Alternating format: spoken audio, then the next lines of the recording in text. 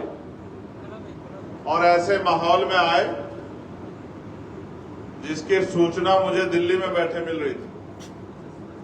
अपनी बात को शुरू करने से पहले मैं बहुजन समाज में जन्मे सभी संतों, गुरुओं और महान पुरुषों को नमन करता हूं। मेरे दाईं तरफ जितने महान पुरुषों की तस्वीर लगाई गई है और मेरे बाईं तरफ भी और यहां सामने भी, ये सब वो महापुरुष है जिन्होंने अपने जीवन में बहुत सारे अन्याय, जुल्म, तकलीफें सही। कोई एक दिन में महापुरुष नहीं बनता और कोई जीते जी भी महापुरुष नहीं बनता। महापुरुष बनने के लिए अपना सुख चैन त्यागना पड़ता, अन्याय, अत्याचार, जुल्म, जाति सहनी पड़ती है, उनका मुकाबला करना पड़ता है, तकलीफें सहनी पड़ती है और अपने जीवन को समाज के नाम समर्पित करना पड़ता है। और व्यक्ति के जाने के बाद समाज निर्धारित करता है कि वो महापुरुष था या कोई आम आदमी था।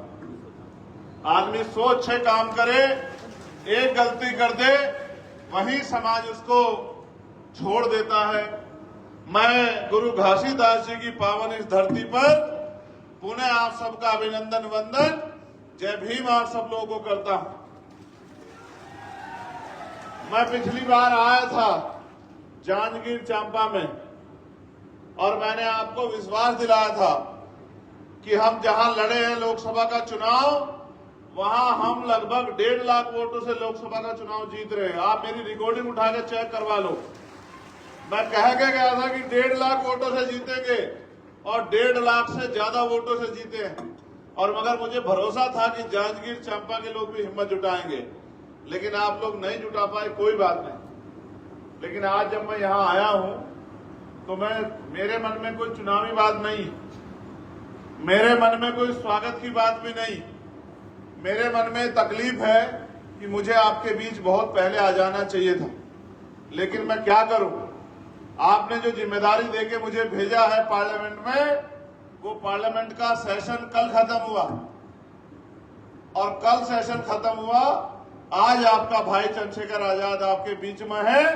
मैं सुबह 4 बजे उठ के चला था कि मुझे आपके बीच में जाना है। मेरा आपका वोट का रिश्ता नहीं है, मेरा आपका खून का रिश्ता है, मेरा आपका विचारों का रिश्ता है, मेरा आपका संघर्ष का रिश्ता है, मेरा आपका दर्द का रिश्ता है। और उस दर्द के रिश्ते के नाते आपका भाई मुझे यहां की घटना के बारे में पता लगा और आज मेरे माध्यम से देश और दुनिया में बैठे हमारे लोग जानेंगे कि सतनामी क्या है। ये भी जानेंगे कि यहां जो हुआ वो कैसे हुआ और ये भी जानेंगे कि आज के बाद जो यहां होगा उसके बाद क्या होगा, ये भी जानेंगे। मेरी बात को आप लोग याद रखें। पहले जानिए दुनिया में रहने वाले लोगों कि बहुत लंबे समय पहले गुरु घासीदास जी ने मन का एक समान, मानव मानव एक समान का नारा देके और टूटे हुए, बिखरे हुए समाज को जोड़ने के लिए इस सतनामी पंथ की नींव रखी। और ये एक ऐसा पंथ है जो सिर्फ प्रेम की भाषा समझता है, जो सिर्फ प्रेम करता है, सम्मान करता है, जिनका झंडा भी सफेद रंग का है और सफेद रंग जो निशानी है वो अहिंसा की निशानी है, वो निशानी है भाईचारे की। तो छत्तीसगढ़, पहले मध्य प्रदेश का हिस्सा रहने वाला छत्तीसगढ़, जिसकी पहचान सतनामी समाज से है, वो सतनामी समाज जो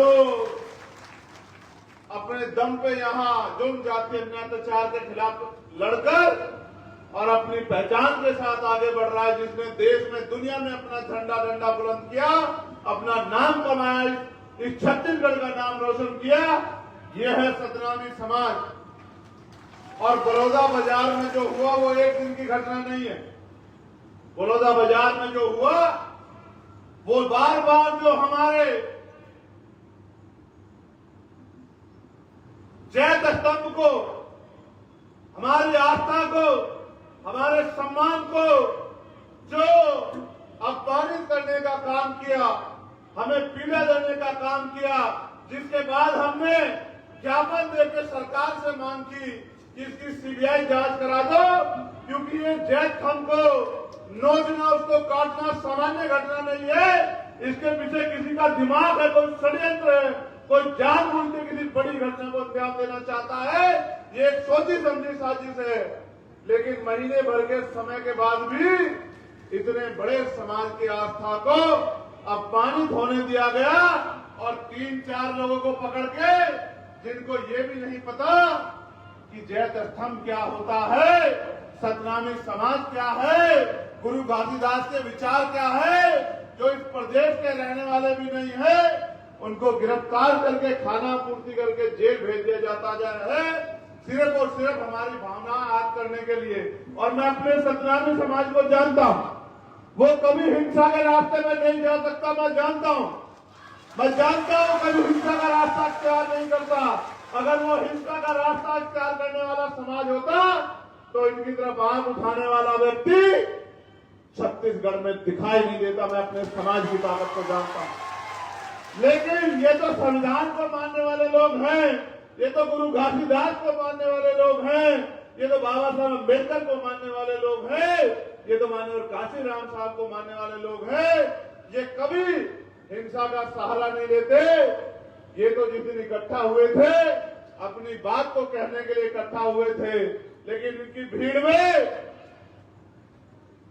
जिन असामाजिक तत्वों ने इस घटना को अंजाम दिया, जिन्होंने जानबूझ के उस षड्यंत्र को हवा दी और इस समाज की आस्था को चोट पहुंचाते हुए और इस समाज को बदनाम करने के लिए पूरी दुनिया में